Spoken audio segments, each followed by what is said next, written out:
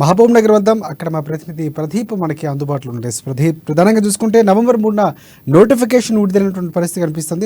నామినేషన్ల స్పీకర్ని కూడా అదే రోజు నుంచి మొదలు కాబోతుంది.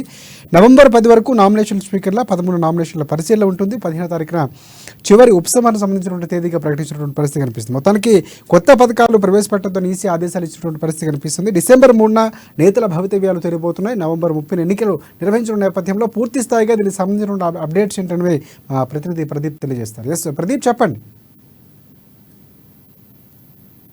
రాజశేఖర్, ఈ రోజు తెలంగాణలో ఎన్నికల నగారం మోగిందని చెప్పవచ్చు. అయితే ఈ సందర్భంలోనే ఈ రోజు నేషనల్ ఎన్నికల కమిషన్ ఈ రోజు ఎన్నికల తేదీని ప్రకటించింది. నవంబర్ 30న తెలంగాణ రాష్ట్ర వ్యాప్తంగా ఎన్నికలు జరగబోతున్నాయి. ఈ సందర్భంలోనే ఉమ్మడి పాలమూరు జిల్లాకు సంబంధించి వివిధ పార్టీలు ఏదైతే ప్రధాన బీజేపీ, బీఆర్ఎస్ మరియు కాంగ్రెస్ పార్టీలు ఇప్పటికే ప్రచారాన్ని మొదలు పెట్టాయని చెప్పొచ్చు.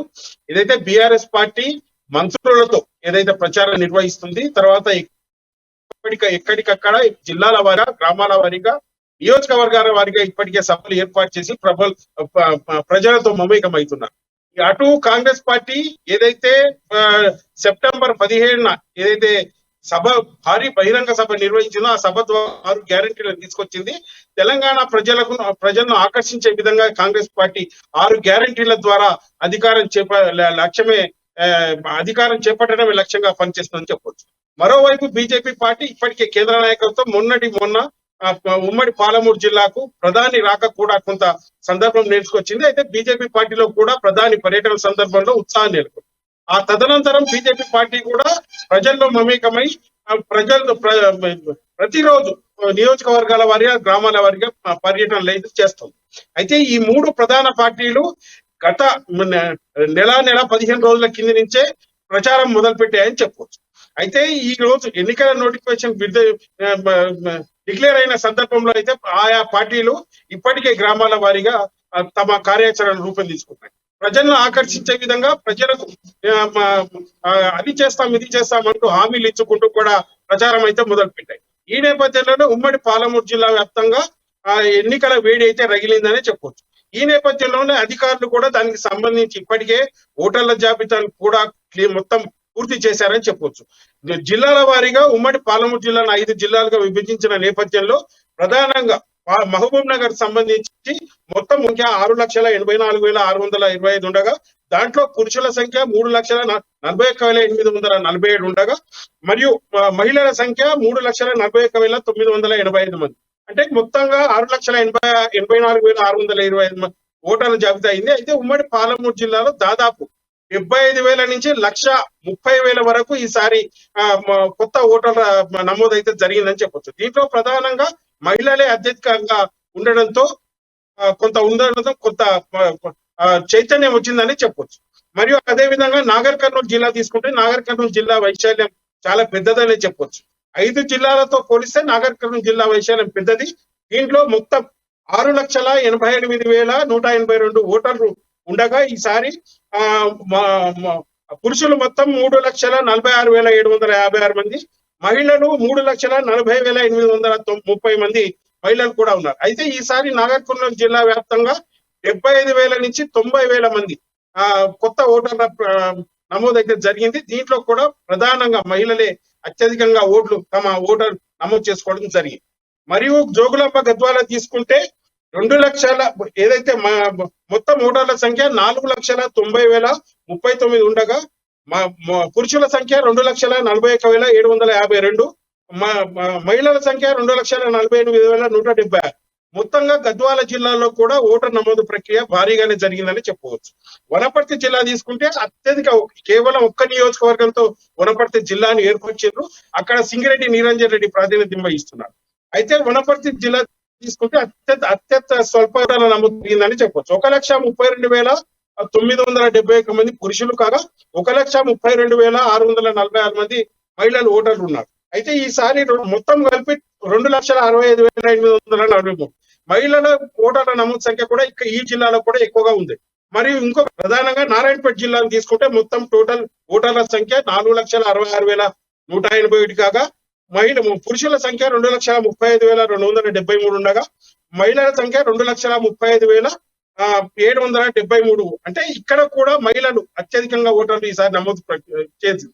అయితే మొత్తంగా గత 2018 ఎన్నికలతో పోలిస్తే ఈసారి ఉమ్మడి పాలమూరు జిల్లా మొత్తంగా 2 లక్షల పైచిలుకు కొత్త ఓటర్ల నమోదైతే జరిగిందని చెప్పు. అధికారులు కూడా విస్తృతంగా పర్యటించి ఎప్పటికప్పుడు ప్రజలను ఉత్తేజపరుస్తూ ఓట్లు నమోదు చేసుకోవాలంటూ కొత్త ఓటర్లను ఇవ్వాలంటూ పదే పదే పిలిపించిన మేరకు ఈసారి ఓటర్ల నమోదు ప్రక్రియ కూడా చాలా పకడ్బందీగా జరిగింది. ఇక ఎన్నికల సందర్భంగా ఎన్నికల విషయానికి వస్తే ఇప్పటికే పోలీసు అధికారులు పలు సందర్భాల్లో గట్టి భద్రతను అయితే ఏర్పాటు చేశారు. సభలే కానీ రాబోయే ఎలక్షన్లు దృష్టిలో పెట్టుకొని ఇప్పటి నుంచే తమ కార్యాచరణ అయితే రూపొందించుకున్నారు. ఈసారి గతంలో జరిగిన పొరపాట్లను ఎక్కడ కూడా జరగనీయకుండా ఎక్కడికక్కడ కట్టుదిట్టమైన భద్రతా ఏర్పాట్లు అయితే ఇప్పటి నుంచి మొదలు పెట్టారు. దీనికి సంబంధించి ఇప్పటికే పోలీసు అధికారులు ఏదైతే ఎలక్షన్ కోడ్ ఈ రోజు నుంచి అమలులో వస్తున్న నేపథ్యంలో ప్రజలకైతే అప్రమత్తంగా ఉండాలంటూ ఎవ్వరూ కూడా అసాంఘిక కార్యక్రమాలకు మరియు ఏదైతే తాయిలాలు ఏదైతే ప్రజలకు అవి చేస్తాం చెప్పకూడదంటూ కూడా గట్టి నిబంధనలు అయితే పెట్టారు. అయితే వాహనాల తనిఖీ కూడా ఎక్కడికక్కడ కర్ణాటక రాష్ట్రం సరిహద్దు, కర్ణాటక రాష్ట్రం మహారాష్ట్ర రాష్ట్రం ఉమ్మడి పాలమూరు జిల్లాకు ఆనుకొని ఉంటాయి కాబట్టి ఇప్పటికే సరిహద్దు నుంచి వచ్చే వాహనాల పైన గట్టి భద్రతా ఏర్పాట్లు అయితే చేశారు. అయితే ఇక్కడికక్కడ కేవలం అధికారులు చెప్పిన దాని ప్రకారం 2 లక్షల వరకు ఏదైతే డబ్బులు తీసుకోపోవచ్చాడో అది కూడా పూర్తి ఆధారం. అంతకంటే ఎక్కువ ఉంటే మాత్రం కఠిన చర్యలు ఉంటాయని కూడా చెప్తున్నారు. ఇప్పటికే పోలింగ్ బూత్ల సంఖ్య ఉమ్మడి పాలమూరు జిల్లాకు సంబంధించి 5 జిల్లాలకు సంబంధించి ఇప్పటికీ మహబూబ్నగర్ చూసుకుంటే 831 పోలింగ్ స్టేషన్లు ఇప్పటికే సిద్ధం చేశారు. నాగర్ కర్నూలు 1055 పోలింగ్ స్టేషన్లు ఉన్నాయి. నారాయణపేట వచ్చేసి 550, గద్వాల జోగులాంబ గద్వాల 592, వనపర్తి వచ్చేసి 296 పోలింగ్ కేంద్రాలను కూడా ఇప్పటి వరకు సిద్ధం చేసినట్లు కూడా మనకు తెలుస్తాం. అధికారులు ఎన్నికల 30 తారీఖు నోటిఫికేషన్ల సందర్భంలో ఇప్పటికే ఉమ్మడి పాలమూరు జిల్లాకు సంబంధించి అధికారులు కట్టుదిట్టమైన చర్యలు తీసుకున్నారు. దానికి సంబంధించి అధికారులు కూడా పూర్తి ఏదైతే కార్యాచరణ అయితే దాదాపుగా పూర్తి చేసినట్టు కూడా మనకు తెలుస్తాం. రాశి రైట్. ఒకటి ప్రదీప్, అంటే మహబూబ్ నగర్కి సంబంధించినటువంటి నేతలు ఎవరైతే ఉన్నారో ఇప్పటికే బీజేపీ పార్టీ కానీ లేకపోతే కాంగ్రెస్ పార్టీ అభ్యర్థుల ప్రకటన కొంత జాప్యం చేస్తున్నప్పటికీ అధికార బీఆర్ఎస్ పార్టీ మాత్రం అభ్యర్థులు ప్రకటించినటువంటి పరిస్థితి కనిపిస్తుంది. సో ఈ నేపథ్యంలో నామినేషన్ విడుదలైన తర్వాత ఎన్నికల నగారా మోగిన తర్వాత వ్యూహాలకు పదును పెడుతున్నటువంటి సమయం కాబట్టి సో వారు ఎవరైనా స్పందించినటువంటి పరిస్థితి ఏమైనా ఉందా? అయితే ఇప్పటికైతే అధికార పార్టీ తమ సిట్టింగ్లకే స్థానాలంటూ కూడా తెలంగాణ రాష్ట్ర వ్యాప్తంగా అభ్యర్థులను ప్రకటించిన నేపథ్యంలో ఉమ్మడి పాలమూరు జిల్లాకు సంబంధించి 14 నియోజకవర్గాలు సిట్టింగ్ ఎమ్మెల్యేలు కేటాయించారు.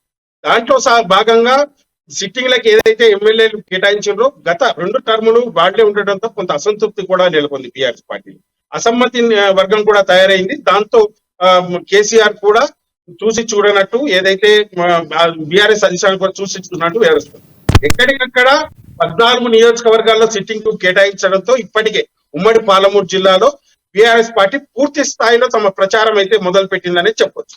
ఇక కాంగ్రెస్ విషయానికి వస్తే గతంలో ఏదైతే కాంగ్రెస్ చేసిన ఏదైతే అభ్యర్థులను ప్రకటించారో ఈసారి మార్పు వచ్చే అవకాశం ఉంది. ఇప్పటికే జడ్చలకు సంబంధించి ఎర్రశేఖర్, అనిరుద్ రెడ్డిలు కాంగ్రెస్ పార్టీ టికెట్ ఆశించగా అనిరుద్ రెడ్డికి జడ్చల్ల, తర్వాత నారాయణపేట ఎర్రశేఖర్ కు ఇవ్వబోతున్నట్లు కూడా మనకు సంకేతాలు అందుతున్నాయి. కాంగ్రెస్ పార్టీకి సంబంధించి ఇప్పటికైతే అభ్యర్థులను ప్రకటించకపోవడంతో కొంత అనిశ్చితి నెలకొంది. వ్యాప్తంగా కాంగ్రెస్ కార్యకర్తలు కూడా కొంత అసంతృప్తి